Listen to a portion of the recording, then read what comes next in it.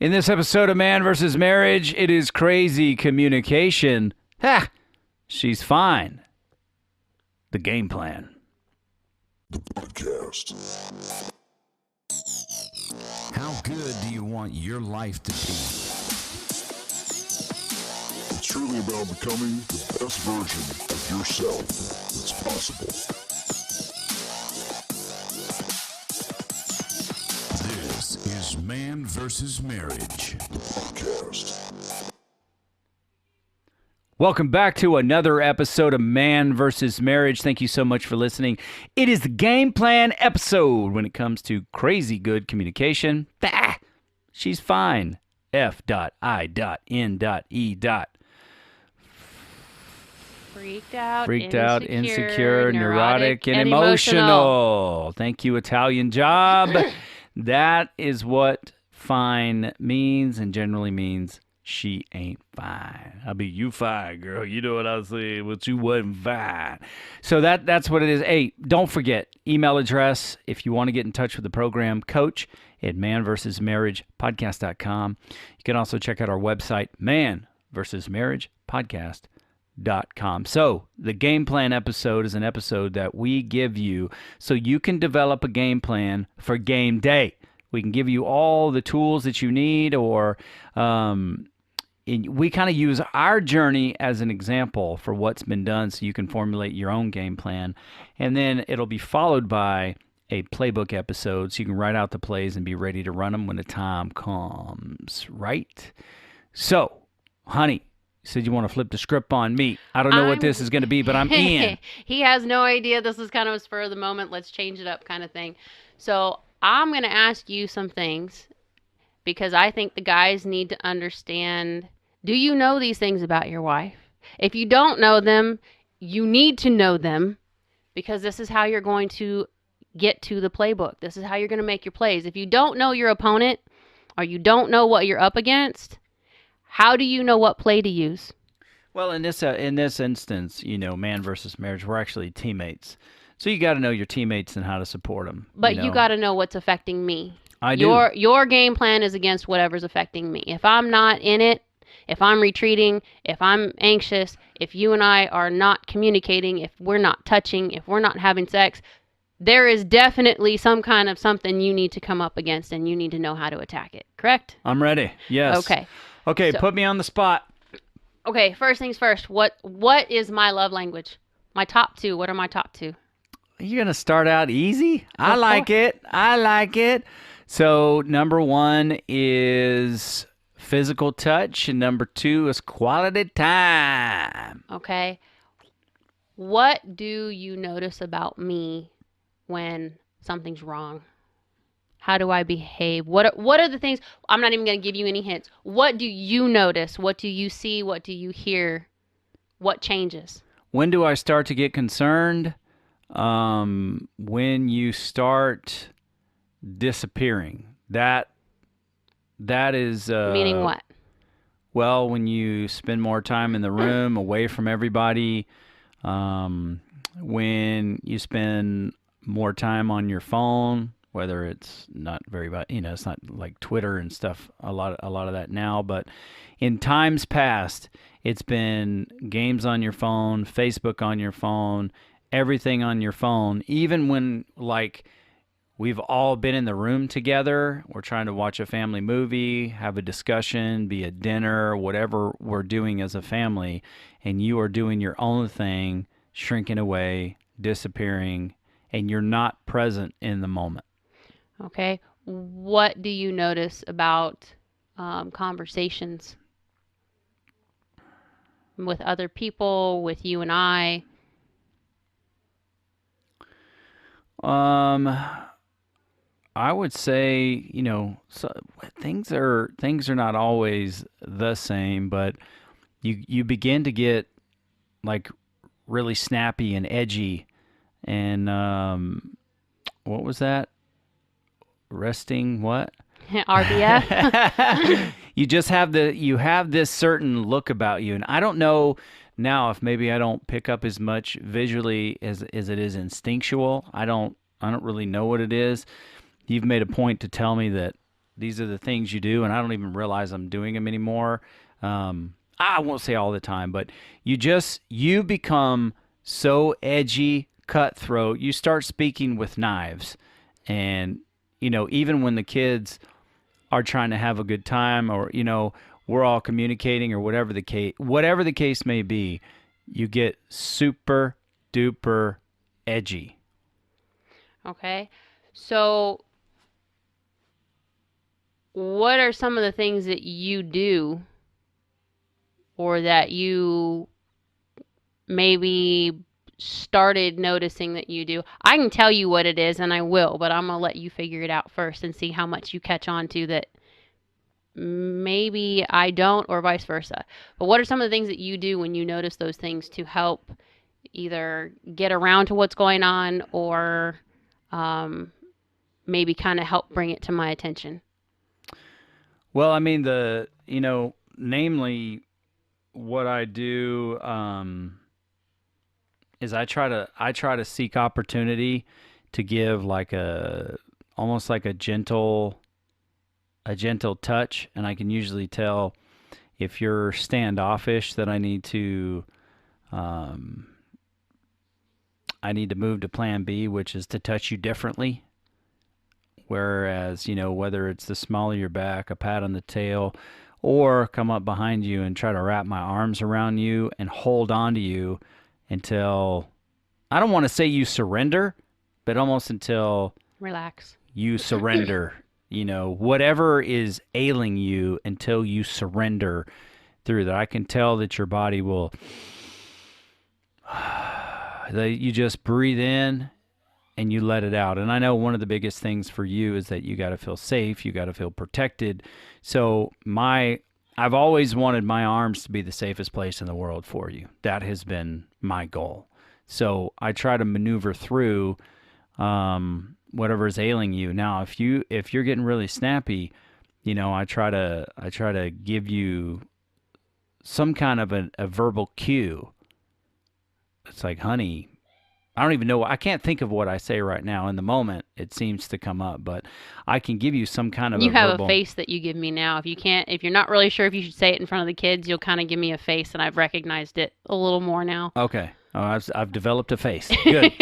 But that's what I'll try to do, because I know that I wish I could think of the phrase that I use, because it's a phrase we agreed on to help you understand that you're being too sharp, or I'm being too sharp, or we're taking it too far and we need to back down. I can't think of the phrase right now, but it's not a perfect world. So I'm sure once the recording is done, or in the next minute or two, maybe I'll recognize it. So what do you say? Well, first of all, everything that you just said, you do intentionally. Mm-hmm. You don't just come in and I'm going to try to navigate this situation and see what works and what doesn't. You have learned me. So you're very intentional about making sure that you know what my needs are, and you know what my,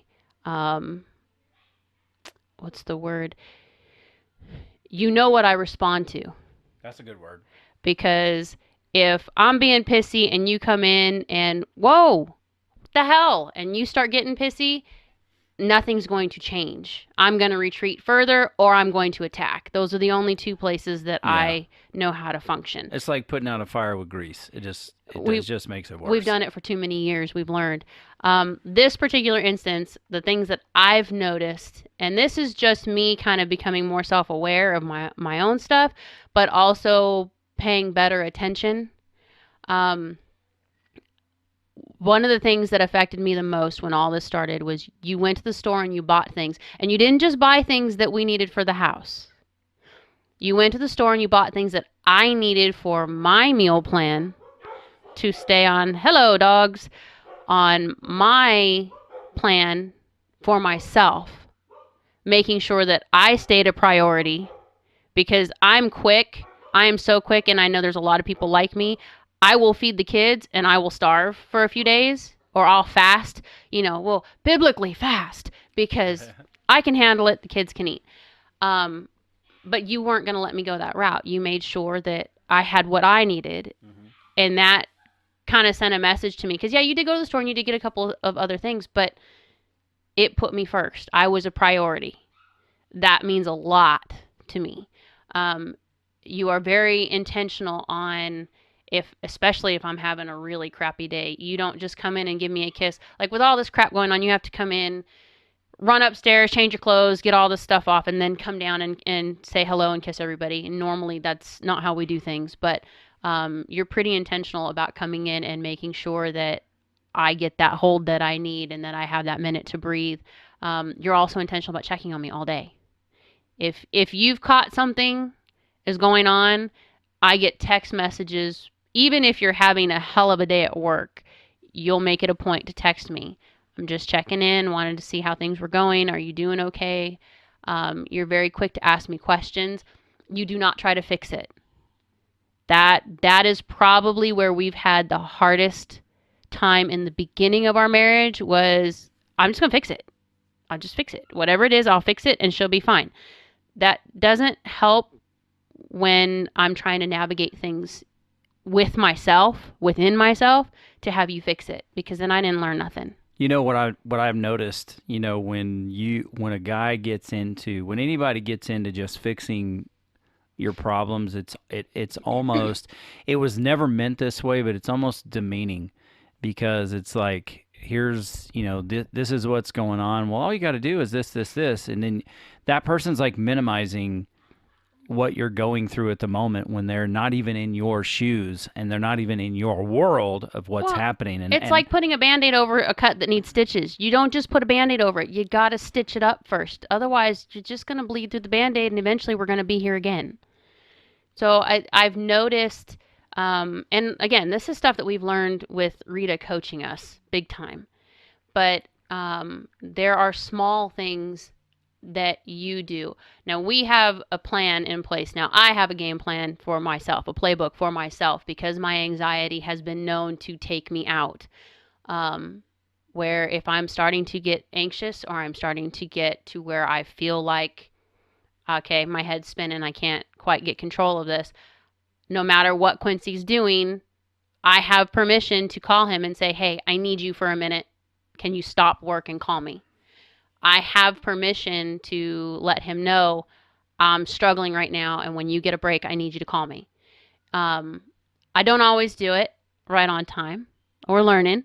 But just knowing that I have that availability makes a huge difference. Yeah, and I think just hearing you say permission, I think we know what that means, but I don't want it to come across like I'm your father figure and you have to have my permission. You have the access to do these things. Some jobs don't let you stop and make a phone call. Some jobs don't let you check your phone for a text until you get a break. But at least I know that if I throw it out there, when you do get a break to check it, I know that you're going to call me or you're going to check in with me somehow, some way.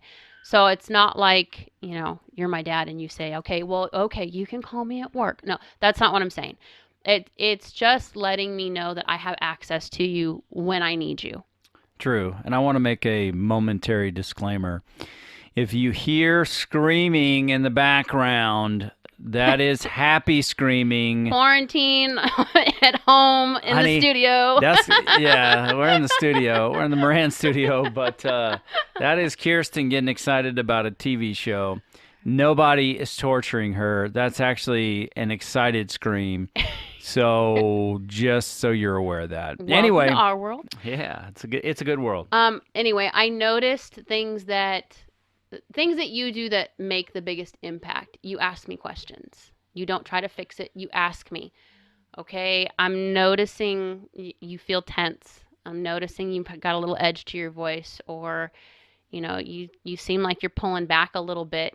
Do we need to talk? Do we need to go in the other room? Do you need to go have dinner upstairs and watch a movie with me? You kind of present things where I'm still able to withdraw from stuff, but I'm not able to withdraw from you. Mm-hmm. So you're not letting me get by myself, if that makes sense. The other thing is the way that you present it, instead of saying, when I tell you I'm worried about not having enough food, I'm worried about not having enough money, I'm worried about this not happening or that not happening, instead of Okay, well, what about this? What about this? What about this? You tend to ask me things that make me play it out. Okay, so you're worried that we don't have enough meat. How much do we have in the freezer right now? Okay, we went over that. Okay, so worst case scenario right now, we have X amount of days, right? Yeah, okay, so we have this many days to figure out a solution. Yeah. So it gives me kind of a little bit of leeway to say, okay, I don't have to solve this right this second, and it gives me room to breathe. Sometimes you'll come back with, like the meat thing. I was flipping my shit, no joke, because we eat a lot. And nobody had anything. And then we go into the store and it's like, you can buy 2 pounds of ground beef. Dude, that's not a dinner. That's not even one meal in this house. We go through 5 pounds of ground beef That's my for portion. one meal. Right? So going in places and having somebody tell me I can only get 1 dozen eggs. We literally go through 2 to 3 dozen a day. A day. Yeah. And I can buy 1 at a time. Per household. And I'm not allowed to take my kids in the store because people here somehow change the rules on us. I can only go by myself, 1 person, 1 cart. Piss off. Just saying. Give everybody a handful of cash. No Give doubt. them a handful of cash, man. These were things that were it's just my way of looking at things. I have managed making sure we don't go back where we came from. We've worked our ass off to get here. I don't want to go back. But you were helping me by contacting other people and saying, okay, you know what? This area has farms where they have butchers on site. We can call. Maybe we could do a box meat order. You were doing things on the side to let me know that you weren't just letting my worry sit. That's big. Because for many, many years, I would worry and not tell you because you didn't have... Why am I going to burden you with my stuff? You got all your work stuff. You got your own emotions. You got all this. I'm not going to tell you. It's just not worth it. We've got this communication thing now where you don't give me that option to not tell you. I'm not allowed to shut down. Now, this is something we had to learn with Rita. I had to give him permission to piss me off until I talked. So that don't do it from the beginning. Just trust me, you need permission first, because if you piss her off just to piss her off, this is not going to be good. No, dude, go all in. Trust me, go all in all the way. But again, things that we did that were intentional. You made sure that you took note. You watched what was going on. So even if I wasn't talking, you made me talk. You found ways to let me know you knew something was going on. Yeah. You took steps to take something off my plate or make me a priority and say, okay, well, I took care of this food for you.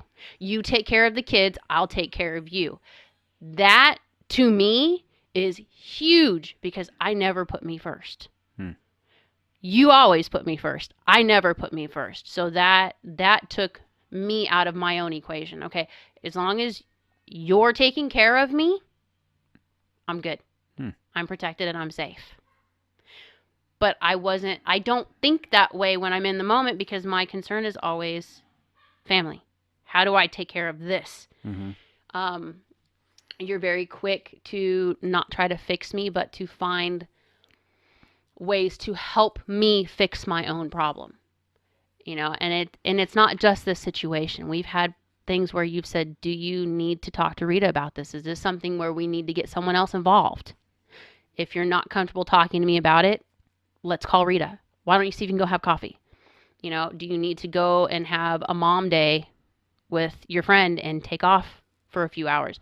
You'll find a way to give me options so that I can get out of my own situation. Because sometimes, like right now, with everybody locked in the house, there ain't a whole lot of places to go.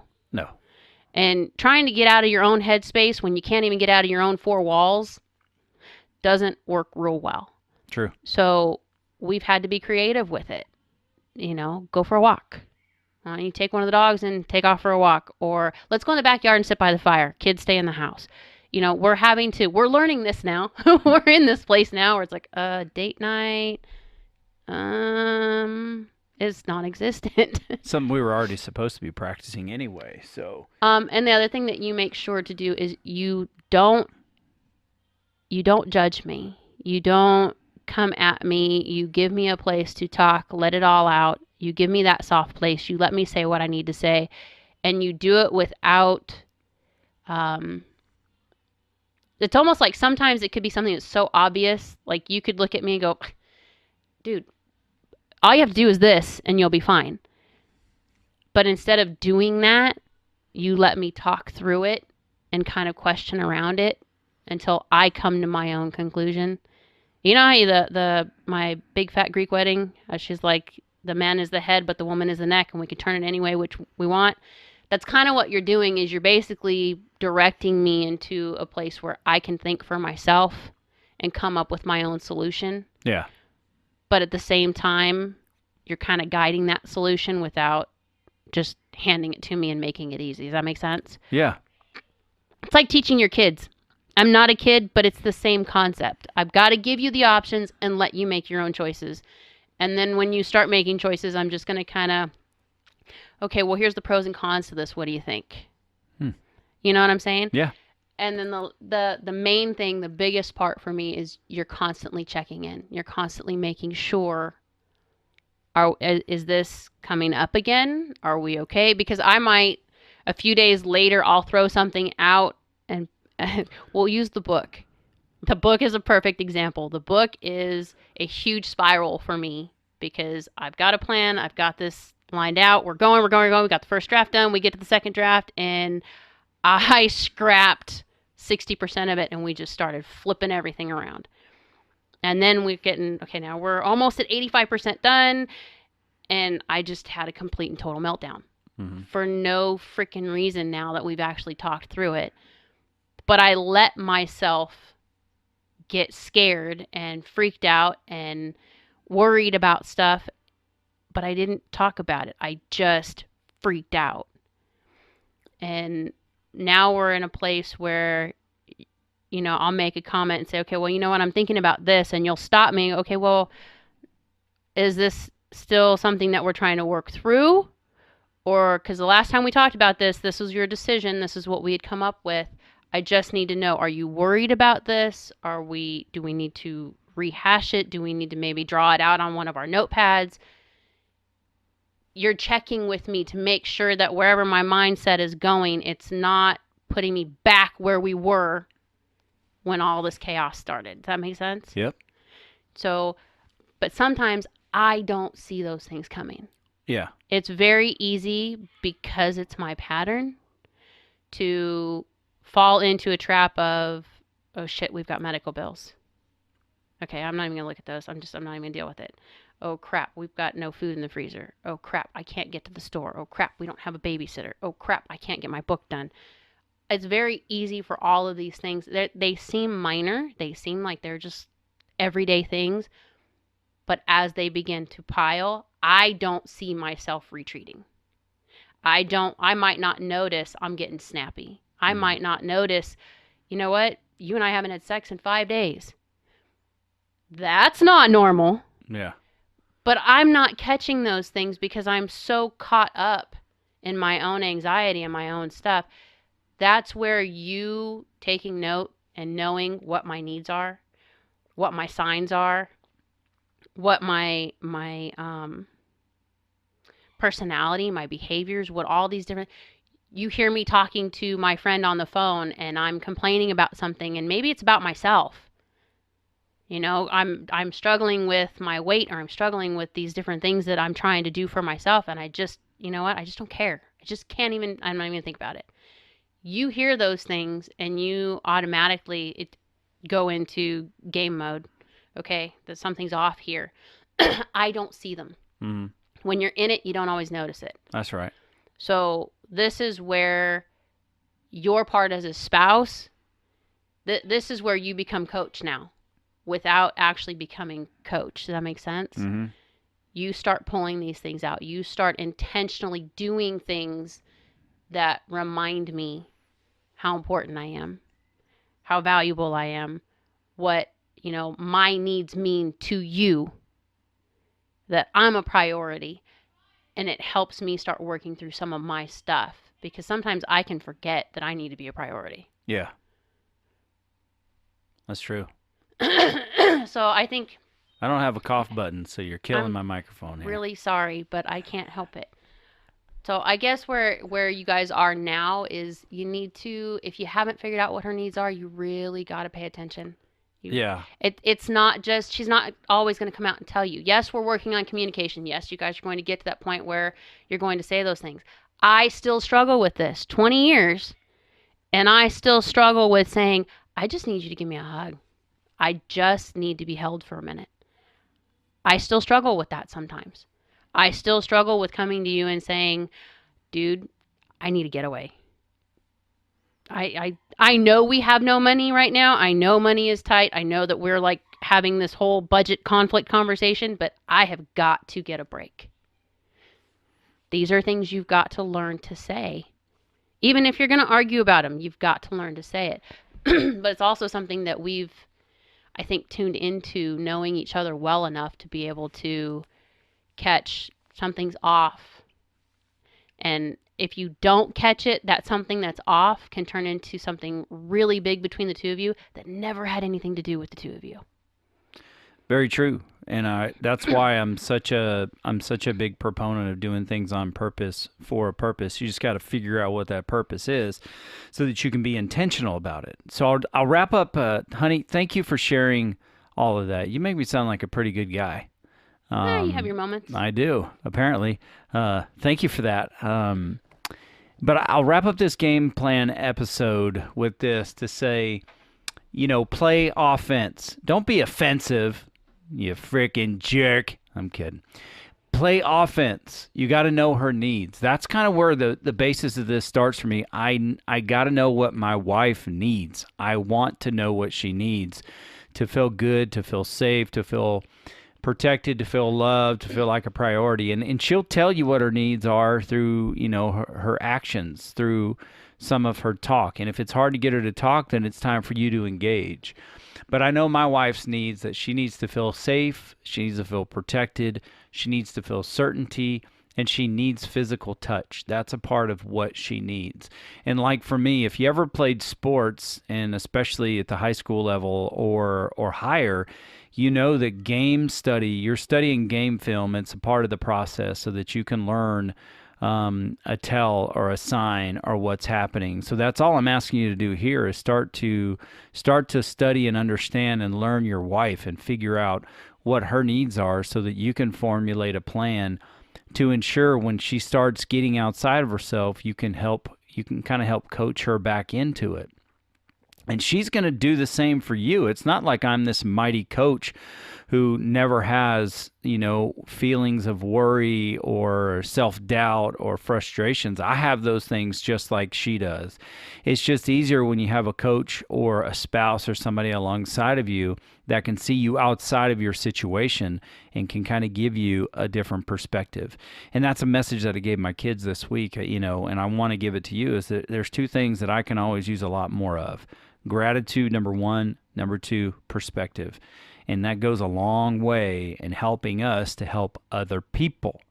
So when you look at the keys to success and you know what her needs are, you can see where she's kind of acting outside of that, which means that she's not fine. And for me, I look at Jeannie's language, and not language as a whole, because she swears like a sailor, but I look at her language, and if she's using phrases like, we'll just have to figure it out.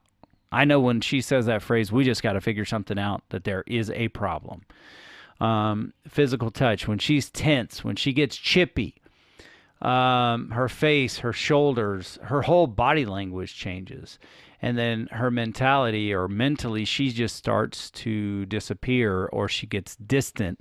Those are things that I have seen that are keys that indicate to me that something is off with her, and she just might need my help or my comfort or my presence to help her see it, to make herself aware of it, so that she can say, here's what I need to feel better, or to resolve this situation, or this is what I'm going through and I just need you to help me with it.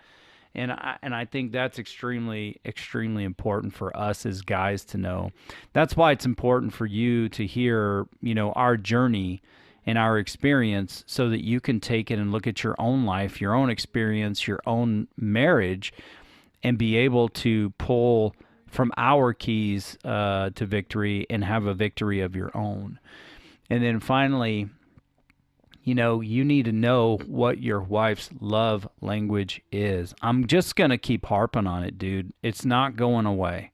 It is not going to go away. Like I said, I think maybe twice a year we need to read that book. I just got done reading it about a month ago, and it blows my mind how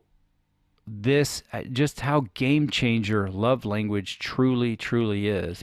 Well, and what's funny to me is how you don't always notice that it's not just the top two that matter. Right. We'll get into it another time, but just you receiving gifts from me in the last month, little things, and that's not usually your thing, but those made a huge impact on what you're going through at work. So Right. It's not always just knowing the top two. You've got to know all of them and how and when to implement them, because sometimes, depending on what's going on around you or what situation you're in, those might shift. They aren't going to change, but they might shift. Very true. And in order to play a successful game, you have got to have a great game plan. I look forward to hearing your successes. Make sure you're sharing them. Share them on Facebook. Share them on the email. The email. And take this, make a plan, and get ready to execute that plan. And I'm telling you, it is game changer status. For the Q Diggity Dog and Jeanne, this is the Man vs. Marriage podcast. The podcast. How good do you want your life to be? You gotta live on purpose, for a purpose. It's truly about becoming the best version of yourself that's possible. This is Man vs. Marriage, the podcast.